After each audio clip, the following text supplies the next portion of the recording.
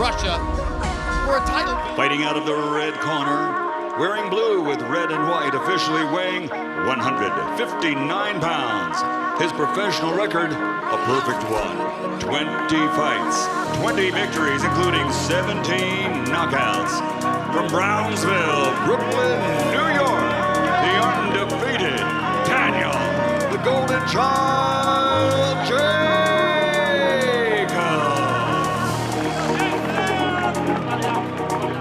fighting out of the blue corner, wearing blue with black, official weight 160 pounds. Also, a perfect professional record consisting of 16 fights, 16 victories, including 13 knockouts. From Galenchik, Russia. From Russia with love, the undefeated Dmitry Pirog.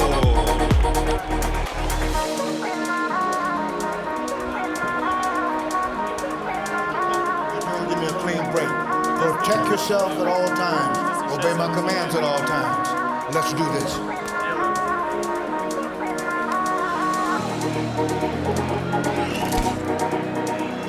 The difference in punching power, at least. And now the bell sounds for round number one. I have ridiculed the fact that the winner of that belt stripped it from Sergio Martinez and Kelly Pavlik to clearly become the #1 middleweight and the legitimate middleweight champion of the world, to have a terrific career in the sport. Either of whom could conceivably someday be a legitimate middleweight champion. Call him now. I'll call one of them. Well, right away you saw Danny Jacobs come by and try to land a big right hand. Facer, I think, in expression, I think he's developed a little respect for Dmitry at this point. And he's realizing that he's going to create a slight problem because it's not that easy to hit Pirog that young. Well, the first thing everybody who has seen him says about Dmitry Pirog, and this was clear, a guy who bends at the waist, has a lot of movement, and he has watched American fighters. Very relaxed.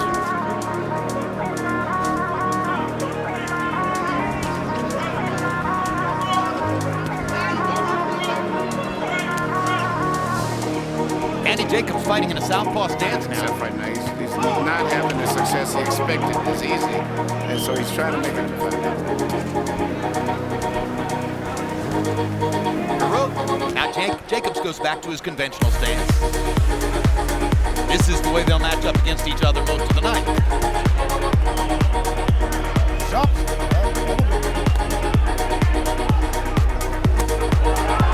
The right hand by Pirog. Into it for him. Jacobs still has not found a way to upper body movement. It's really great problem. Seemed to land more punches, but the best punch of the round might have been the left hand from Pirog.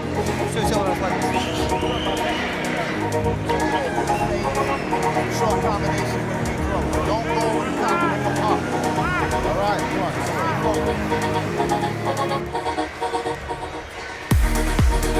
Or whether his cornermen have simply found out it's extremely convenient that they can buy jersey number 27. Brandon Jacobs is running back for the Giants.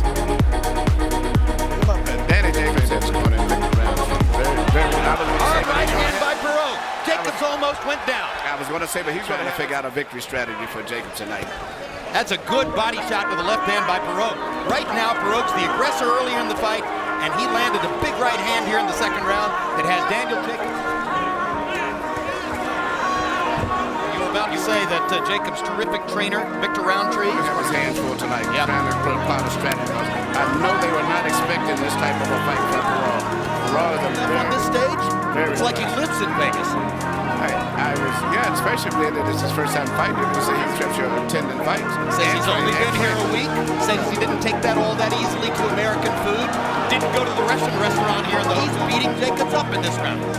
When I was, I'm a very big fan of Danny Jacobs, and I was he not looked at much, but he's a very difficult guy to fight. Because he'd been studying him, I guess, being from Europe himself. Recover from the unexpected loss that derailed his career. It's tough. He fought last night. So. Andy's won several fights. Yeah, but he's still trying to get a key fight. So.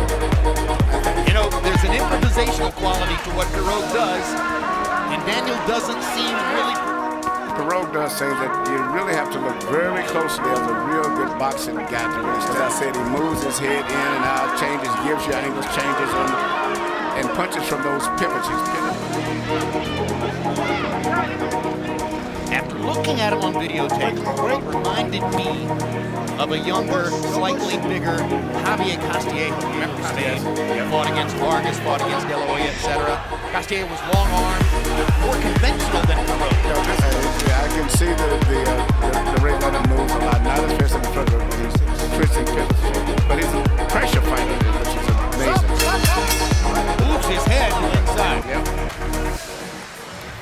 Yep. Сел. Бить.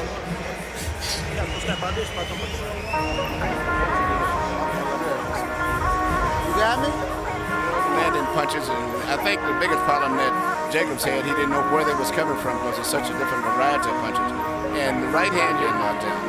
Strong legs kept Jacobs from going to the canvas. But I gotta tell you something. I disagree with Emmanuel Stewart. That should have been a knockdown. Those ropes were holding this guy up. Gave him a break on that corner. He caught up in those ropes. Be as it may, Danny Jacobs probably pulled out the first round with good. Jacobs in round one. Combi box numbers clearly favored Pirog. I didn't see him, so he was bending forward. I think it was a pretty close call. He was bending forward when he regained his balance. Not that he was back in the ropes holding it when he fell out of the ropes. I was watching his butt I on think the it was replay just looking for exactly that. I took the rope instead of on it, but it was a very close call. Certainly.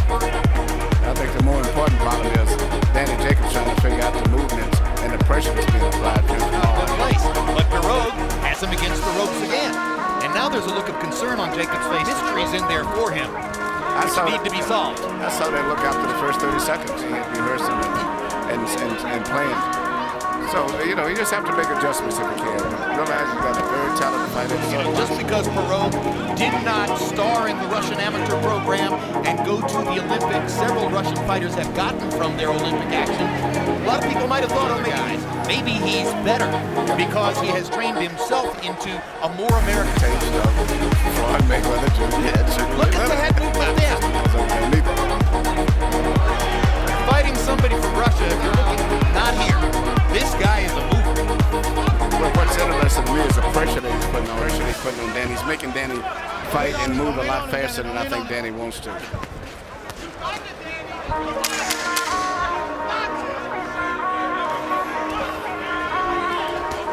Right hand by Jacobs. I think he'd be improving. That may help his composure. Yep. I know he cannot fight going backwards. Keep him more balanced. Don't let him. Right here, you can see the great defense of Pirog, which is his upper body movement, he pivots and turns, good head movement, punches, even if you hit him with one punch. Right here, you see Jacobs in a beautiful, clean right hand, probably the best punch he's landed. But he's going to have to be in great shape tonight because he's going to have pressure on him all night long. Given that Pirog has already landed 3 or 4 of those kinds of damaging shots with both the left and the right hands. Good body shot by Jacobs. Pirog leaned into that one. Combi box numbers in the third round favored Jacobs, 13 out of 75. Jacobs back in that southpaw stance. Seems to feel he maybe has to land a power left hand out of this stance than out of his conventional stance, Emmanuel. Well, I still can't, but I haven't saw him land too much except the first time he did it, he was able to land a looping left hand. But, you know, it's risky when you're fighting a guy doing anything that's experimental, so to say.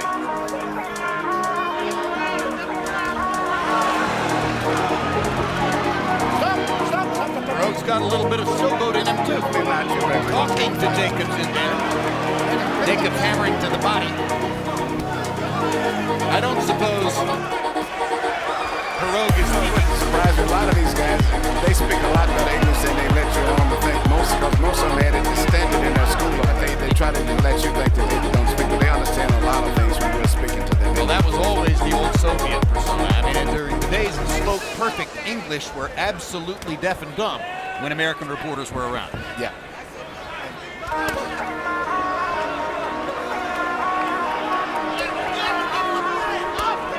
I think if I were in Jacobs' corner, Emmanuel, I might beg him to focus on the body for a while. Jacobs has to try to throw his flurries. I think that the fight's going to be fairly competitive to a certain degree, but I'm just worried about the condition of Jacobs going down the stretch.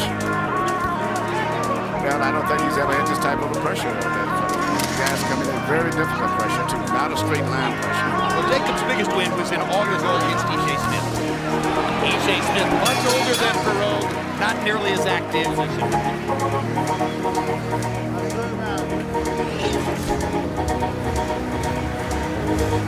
Here you see. He's off the block. If you once you get your combination up, bring your defense back up. He come after the catch, come back at him. All right, you get up on. This is something totally new to Jacobs right now, being hit with the punches that he's been hit with tonight, and then also an opponent that he can't seem to control. Studying his expression, he seems to be adjusting very well. 8 out of 51. That makes it sound as though Jacobs eased to Pirog, who landed the more significant blow.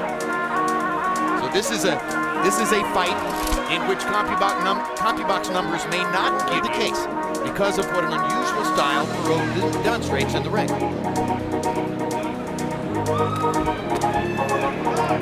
Good comeback left hook by Jacobs there. You know, I think he just told him hit me low, but a big issue out of it, which I think is good. Yeah, I didn't see anything really land low. It wasn't, but I don't think it was intentional, and I don't think it was. Oh, down goes Jacobs on a perfect right hand. Maybe that.